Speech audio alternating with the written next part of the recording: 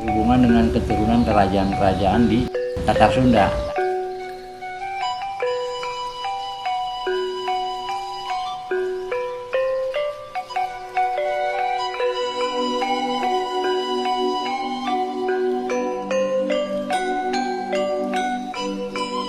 Karena di sini itu sekarang Abah Olor Kisan yang menjadi kesepuhan adat di sini merupakan keturunan yang ke-9, di mana silsilah keturunan juga sudah ada.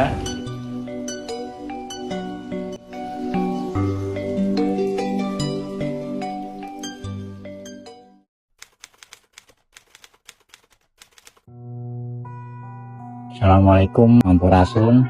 Terima kasih adik-adik mahasiswa-mahasiswi Dharma. Nama saya Agus Setiawan. Saya kebetulan di sini sebagai pengurus Yayasan Kasepuhan Keranggan, Kasepuhan Adat Keranggan, di mana tugas saya adalah sebagai memberi narasumber kepada mahasiswa atau siswa-siswa yang ingin berkunjung ke Kasepuhan Adat. Nah, kebetulan saya adalah putra tertua dari Abah Olor Kisan, mana Abah Olor Kisan sekarang merupakan Kasepuhan Agung yang menempati di rumah adat Kampung Keranggan ini. Sebenarnya ini bukan yayasan, Kasepuhan Adat Keranggan ini udah ada. Ini merupakan kebudayaan lokal yang masih bertahan di Kampung Adat Keranggan. Tapi dengan seiring perkembangan zaman, kami diinstruksikan dari Diswadpur, Dinas Kebudayaan Provinsi, bahwa untuk menunjang fasilitas kebudayaan harus dibentuk yayasan. Makanya yayasan ini baru dibentuk awal-awal tahun ini, gitu. Jadi akhirnya kami membentuk yayasan untuk legalitasnya, supaya nanti ada bantuan-bantuan hibah dari pemerintah ataupun dari provinsi, baik dari Kota Bekasi, nanti bisa diturunkan di Kampung Adat Kasepuhan Keranggan, gitu.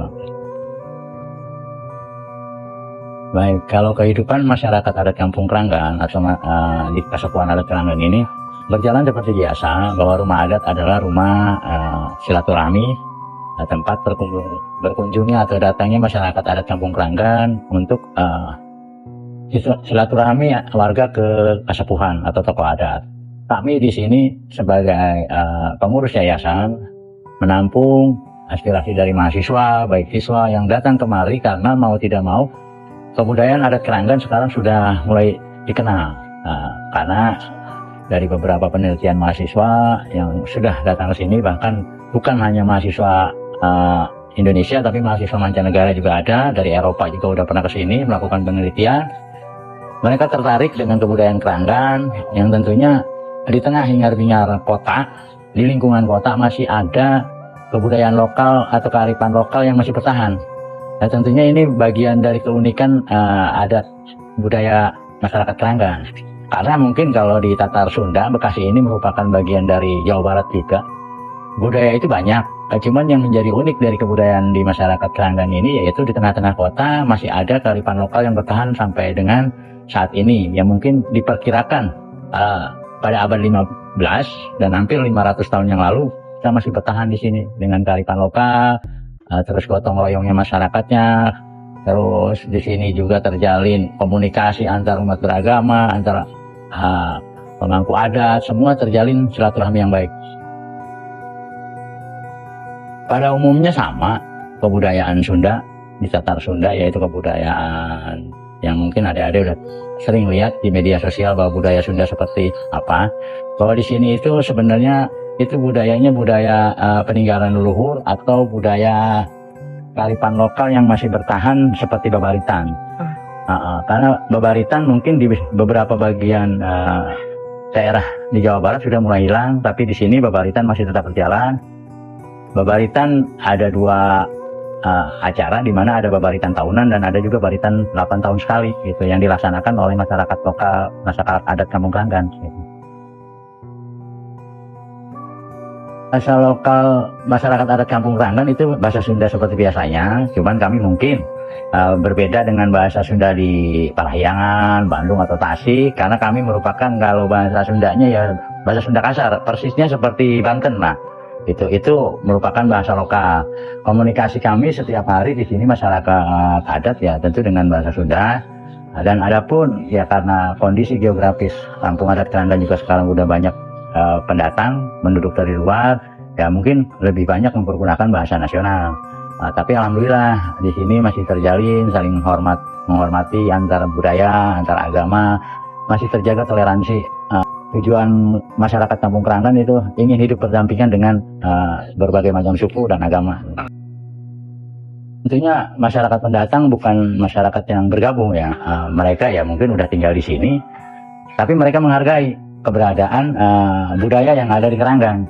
Karena mereka juga mungkin karena mereka juga dari daerah, di daerah mereka juga ada budaya-budaya. Jadi mereka melihat dengan keunikan budaya yang ada di Keranggan, terasa bahwa mereka hidup seperti di kampung sendiri gitu. Dan alhamdulillah tentunya kami sebagai tuan rumah atau masyarakat pribumi sangat menghargai apabila ada orang pendatang yang menghargai budaya. Tentunya dengan saling hormat menghormati maka terjalin tentunya komunikasi dan tidak adanya gesekan gitu. Makanya kami welcome kepada masyarakat pendatang asalkan tentunya menghormati adat budaya yang ada di masyarakat lokal kami gitu.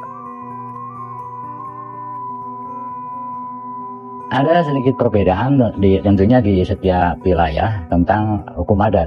Kalau di Kampung Keranggan ini nggak ada hukum adat atau nggak ada tentunya kayak denda adat seperti itu. Mereka ya jika ada konflik di internal antara masyarakat Kampung Keranggan baik pribumi atau pendatang maka diselesaikan di sini. Alhamdulillah rumah adat ini juga sudah diresmikan menjadi rumah restoratif justice oleh Kejaksaan Tinggi Negeri Kota Bekasi yang didukung langsung oleh Kejagung, bahwa penyelesaian konflik denda di bawah 5 juta atau di bawah hukuman 3 tahun maka bisa selesaikan di rumah ini, di rumah adat ini, dan hasilnya atau keputusannya itu sama dengan keputusan pengadilan. Tentunya hal seperti itu udah berjalan ratusan tahun yang lalu. Mungkin karena konflik sekarang aja yang berbeda dengan konflik masa lalu. Kalau konflik masa lalu mungkin hanya permasalahan rumah tangga, konflik perbatasan tanah, atau tentang hidup berumah tangga gitu. Kalau sekarang kan udah konflik media sosial, tentunya banyak hal-hal yang lebih kompleks kalau sekarang. Tapi alhamdulillah berkat dukungan pemerintah di sini bisa diselesaikan dengan secara musyawarah tanpa harus ke jalur hukum. Hari besar masyarakat adat Kampung Keranggan itu dalam 1 tahun ada 2, di mana pertama itu perayaan besar di hari raya Idul Fitri atau Lebaran. Maka kami juga ada perayaan Idul Fitri secara adat. Nantinya ziarah makam ke makam leluhur yang ada di Gunung Putri, Bogor. Yang kedua itu di bulan Mulud.